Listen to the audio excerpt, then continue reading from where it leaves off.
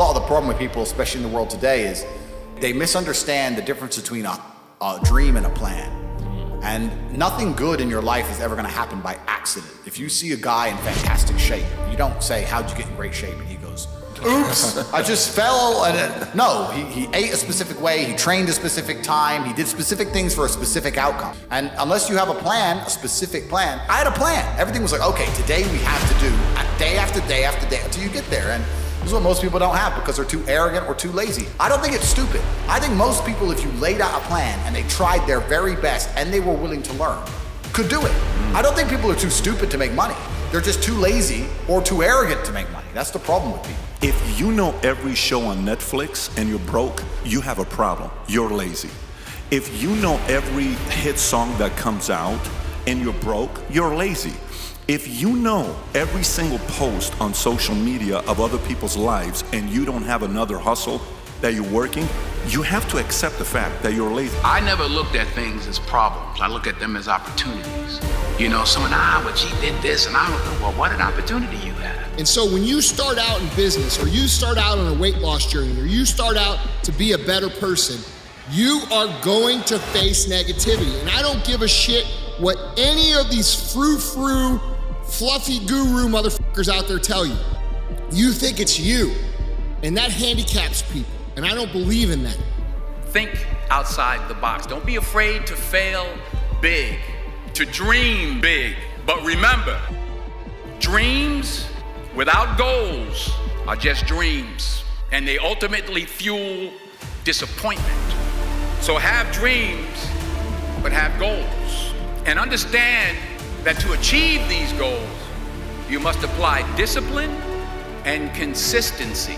In order to achieve your goals, you must apply discipline and consistency every day, not just on Tuesday and miss a few days. You have to work at it every day. You have to plan every day. I don't believe there's a person on the planet who pays attention, tries their best, is never lazy, is on time, works hard, has a mentor, and is giving it his all, who isn't rich. I don't believe it. I think that if you do all those things, you're rich. And if you don't have any money, you're missing one of those key elements. Now you can fool yourself and you can fool everyone else and you can pretend you're doing them, but if you're truly honest with yourself, am I finding people who are trying to teach me what I want to know, and am I trying my best? And the answer is fucking no every time. Invest in yourself, get knowledge, pay attention to mentors, start another business, open something. You need to do something because you're not going to save your way to the top. You and I both know that God's gift to us is our potential, and our gift back to Him is what we do with our potential. Perhaps the greatest insult that we can ever give to our Creator is to be a slacker, to somehow have these gifts and have these opportunities and have this potential and do nothing with it. I would suggest today that you believe in yourself as much as God believes in you. He created you for greatness. Now, that's how He created you. You determine how great you become. He has already given you the potential, and He's already given you the opportunity. Your response? Either seize the moment in the day and become all that you possibly can be, or slacken the moment and basically rest and just let things come to you. Take the potential that you have been given as a gift. And the way to say thanks to that gift is by giving your life your very best. We all look for toughness.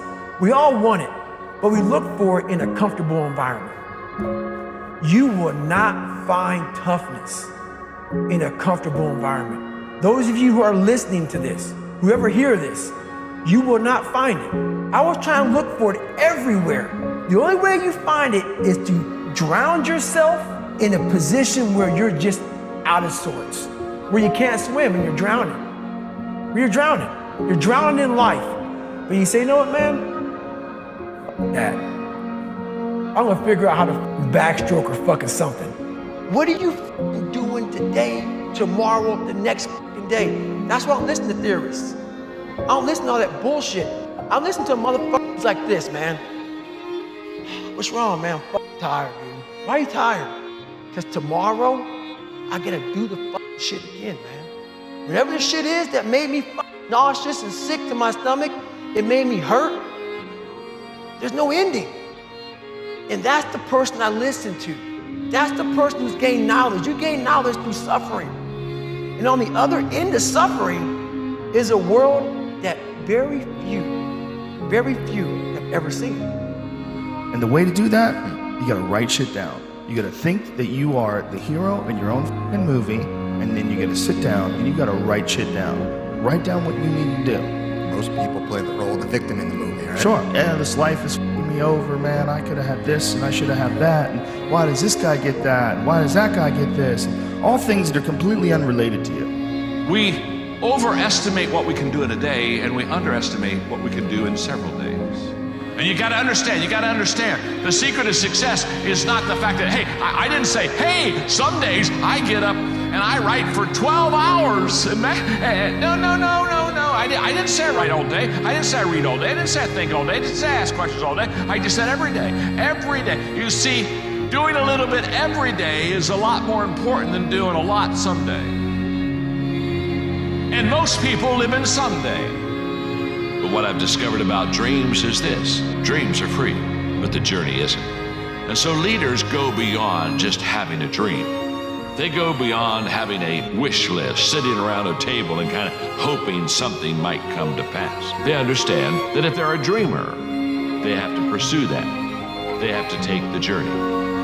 The dream's free, the journey isn't. What I tell people is the best advice that I've ever heard, it's the best advice I ever came up with, is that live your life like you're the hero in your movie. And right now is when the movie starts and your life is a shitbag disaster, like every Arnold Schwarzenegger movie where he wakes up and makes a blender full of pizza and ice cream, and that's what you know what I mean? Yeah. Those guys where they're like on the brink, they put the gun in their mouth and they put it down because you see a photo of their daughter. Pretend that's you.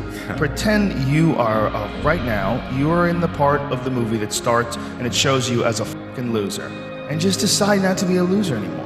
Live your life like there's a documentary crew following you around and you are analyzing your own behavior. Do what you would want to do so that your kids one day would look back at it and see that documentary and look on it with pride. Like, wow, my dad was a bad motherfucker. He really did what he had to do. Wow, my mom really got her shit together. I love a success story, but even more than a success story, I like a dude who fucks his life up and then gets it back together again story. Those are my favorite stories. You know who has a plan B? Motherfuckers that lose. That's a fact, okay? Every single person that wins big, every single person that you look at, every single person that you're inspired by, every single person that you aspire to be like, they only have one motherfucking plan, and that is they are gonna win or they are gonna die fucking trying, okay? All these people out there talking about, oh, well, if that doesn't work out, I'll just go back to this, whatever the this is. You've got to have that kind of courage, that type of determination. If you want to make it happen, it's you. That you've got to take personal responsibility to make it happen. That you have got to own what it is. It's you. You've got to make that happen. It's hard. Easy is not an option. It's hard living. Life is hard. That as you go through the challenges of life and you look at it and embrace whatever comes to you, don't run from it. Step toward it. Don't try and duck it like most people do. See, most people want it easy. See, easy come, easy what? Easy go. See, but when you go at what you're going to deal with and you deal with the difficulties of it, when you handle those hard things close at hand, making those hard decisions right now that you don't want to make, learning those things that you don't like to do, but you know that in order for you to get where you want to go, this is one of the hoops that you have to flip through. And I'm saying to you, whatever you got to do it, because if you don't, life is going to whoop you until you surrender and say, okay, all right, I cooperate, okay, I learned, okay. It had to wear me out a long time. I wake up every day and I think, how do I make my life better? Nobody else wakes up each day and goes, how do I make Andrew Tate's life better? So if you're not the person who's waking up every day going, how do I improve my existence? then nobody is. Nobody on the planet is considering improving your one spin on Earth. No one else cares. Nobody else cares. So if you don't care, then you're fucked. Because the people who go all in, the motherfuckers who burn the ships and leave themselves no other option but success, those people are dedicating all their skills, all their resources, all their energy into producing a specific outcome. And if you're competing against someone who's going all in with every resource they have, and you're only going half in because you're half in and you're half f***ing out, guess what? You're gonna lose. So you guys out there with your plan B mentality, you need to take that shit, crumple it up, and set it on f***ing fire, because all it's gonna get you is more of what you already have. And it's going to be hard. Easy is not an option. But if it's hard, we will do it hard. Whatever is required to snatch victory from the jaws of defeat. And it's worth it, yes. It's worth whatever we have to do. And once we know that, it is done. It is done. It is done. It is done.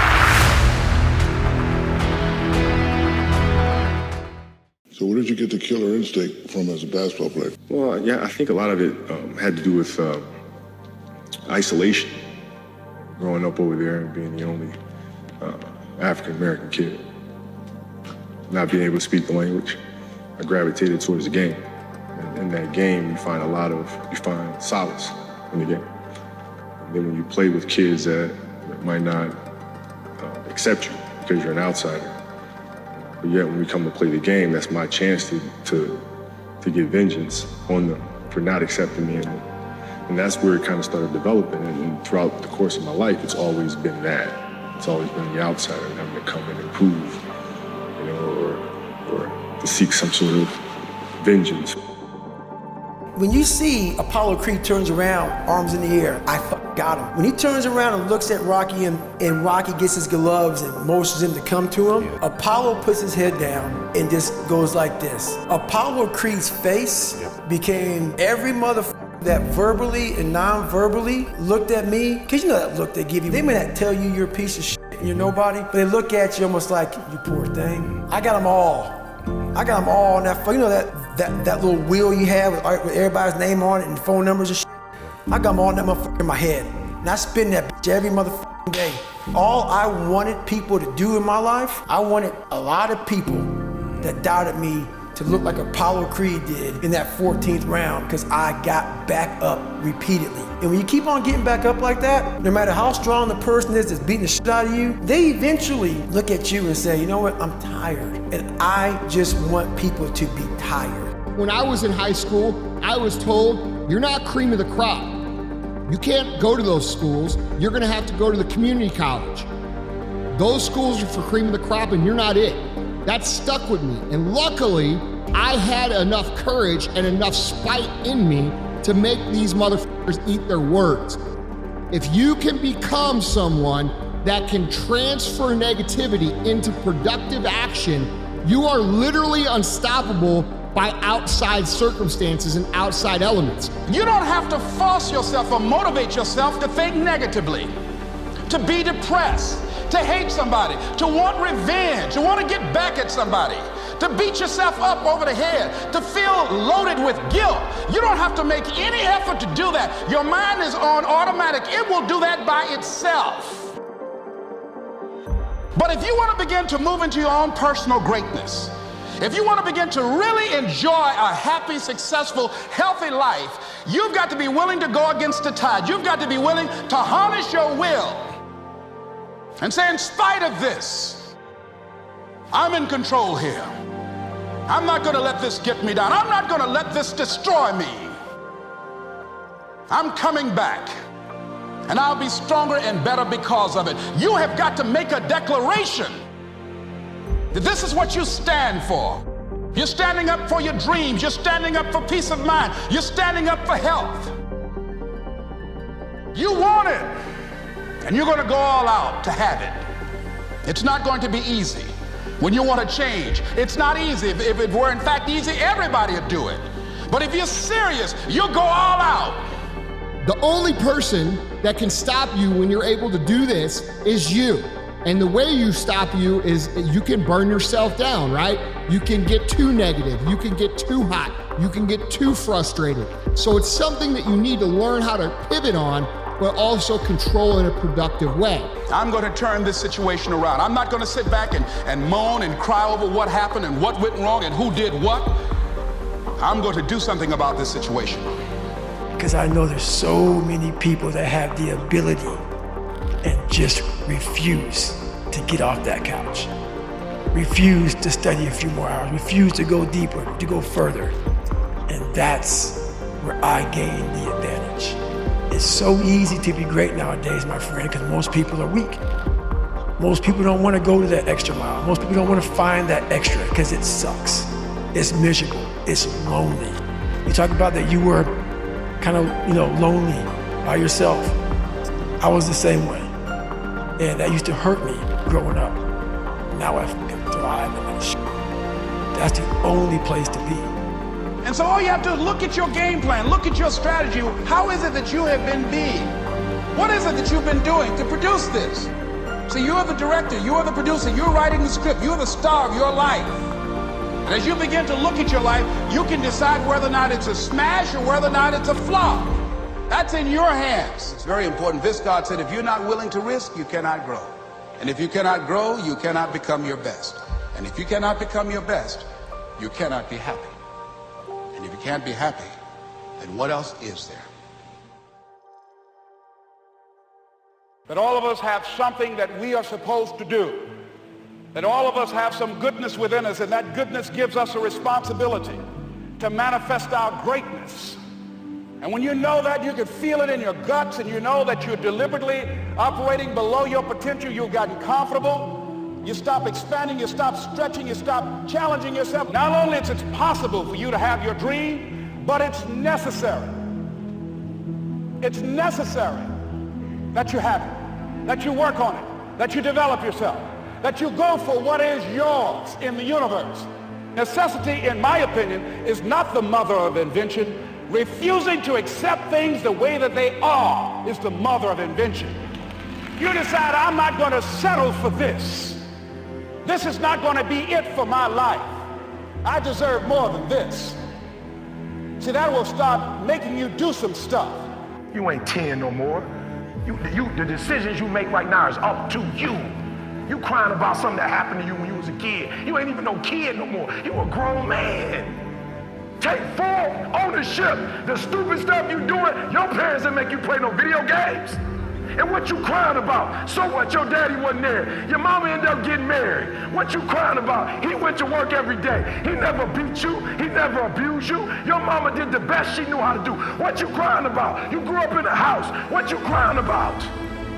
Man up. You got a phone and you're not learning the second language. That's your fault. You got a phone and you don't know how to do calculus. That's your fault. You got a cell phone, a smartphone. You can go on the internet and all you're doing is being social on it. While Zuckerberg is making billions of dollars on it. Showtime. Listen to me, one more thing, but I'll leave you with this. It's time to take ownership. Tell me one thing